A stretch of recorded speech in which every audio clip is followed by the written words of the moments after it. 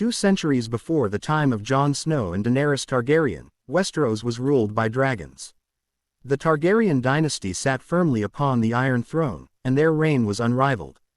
But even the most powerful families can be torn apart from within. This is the story of House of the Dragon, Season 1, where loyalty, love, and ambition clashed to ignite a bloody war that would change the realm forever. The story begins with King Viserys I Targaryen, a ruler chosen not through strength of arms but through the vote of a council. His predecessor, King Jaehaerys, left no clear heir, and the lords of the realm gathered to decide who should rule. Many expected a woman, Princess Rhaenys, to take the throne, but the council turned away from the idea of a queen and instead selected Viserys. From the very beginning, the idea of a woman ruling Westeros was considered dangerous, and this shadow would haunt the kingdom for decades. Viserys wanted peace and stability. He loved his family and believed his reign could be one of harmony. But he made choices that would eventually divide his house. When his wife Aemma died during childbirth, he was left devastated. In his grief, he was persuaded to name his daughter, Princess Rhaenyra, as his heir. She was young but full of fire, clever and ambitious, and she was declared the future ruler of the Seven Kingdoms. For a moment, it seemed the realm might accept her. But whispers spread quickly. Could a woman truly sit the Iron Throne? At first, Rhaenyra had supporters. Her uncle, Prince Daemon Targaryen, stood as both her greatest ally and her most dangerous influence. Daemon was fierce, unpredictable, and feared throughout the realm. He was a dragon rider who commanded Caraxes, the blood-red beast known as the Blood Worm. His love for Rhaenyra was deep, and though their relationship was fraught with scandal, it bound their fates together. But the king's decision to remarry would change everything. Viserys chose Alicent Hightower, the daughter of his hand, Otto Hightower.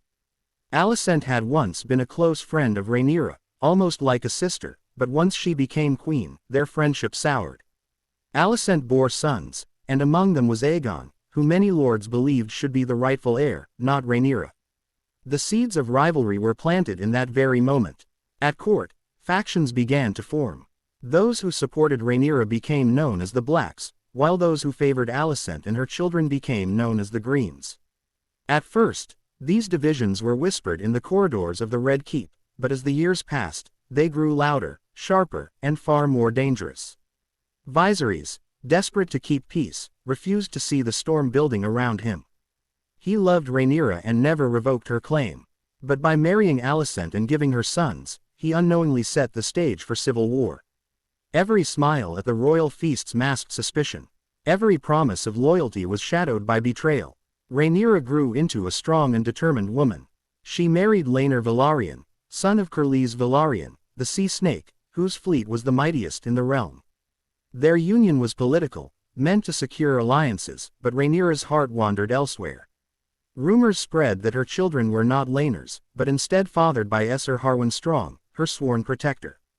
The children's dark hair betrayed the truth to many, and Alicent used these whispers as weapons.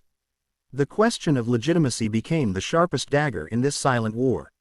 Meanwhile, Alicent tightened her grip on power. Her father, Esser Otto Hightower, was cunning and ambitious, whispering constantly in her ear that her son Aegon must inherit the throne. Alicent, once innocent, grew hard and calculating, determined to secure her children's future no matter the cost. The realm began to fracture. At feasts, the tension between the Blacks and the Greens became unbearable. The young princes fought, their rivalries mirroring the hatred of their mothers. Aemond, Alicent's fierce and fiery son, lost an eye in a brawl with Rhaenyra's children. From that day forward, he carried the nickname, Aemond One Eye, and his thirst for vengeance burned hotter than dragonfire. But Aemond gained something even greater than an eye. He claimed Vhagar, the largest and most ancient dragon in Westeros. This massive beast, a living relic from the days of conquest, made Aemond one of the most dangerous men in the realm. The balance of power began to shift. King Viserys, aging and sick, tried desperately to hold his family together. His body decayed, but his love for peace never wavered. Even as his flesh rotted and his strength failed, he stood before his family and begged them to set aside their hatred. For a fleeting moment, it seemed they might listen. But the moment the king closed his eyes for the final time, the fragile peace he built crumbled to dust. When Viserys died, the question of succession tore the realm apart.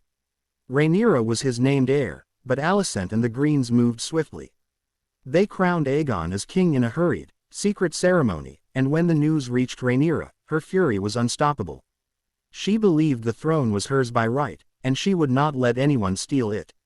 Season 1 reaches its devastating climax when Rhaenyra sends her son, Lucerys Velaryon, to Storm's End to win the loyalty of House Baratheon. But fate is cruel. There, Lucerys finds Aemond waiting with Vhagar. Though Aemond only sought to scare him, dragons are not tools to be controlled so easily. Vhagar, enormous and unyielding, attacked Lucerys' smaller dragon, Arax, in a stormy sky. The boy and his dragon were torn apart, devoured by fire and teeth. When word of Lucerys' death reaches Rhaenyra, her grief is unimaginable. She falls to her knees, broken by the loss of her son. But sorrow turns to rage. The Blacks and the Greens are now bound for war, a war that will consume not only their family but all of Westeros. The dance of the dragons has begun. The season closes not with peace but with fire and blood. Families are divided, alliances shattered, and dragons prepared for battle. Kin will kill kin, brother will fight brother, and the skies of Westeros will burn with dragonfire. What started as whispers in the halls of King's Landing has now become the roar of war. House of the Dragon's first season is not just the tale of kings and queens, but of human weakness, pride, jealousy, ambition, and love twisted into hatred. It is the story of how one family, blessed with the power of dragons, tore itself apart and brought devastation to the realm. And it is only the beginning.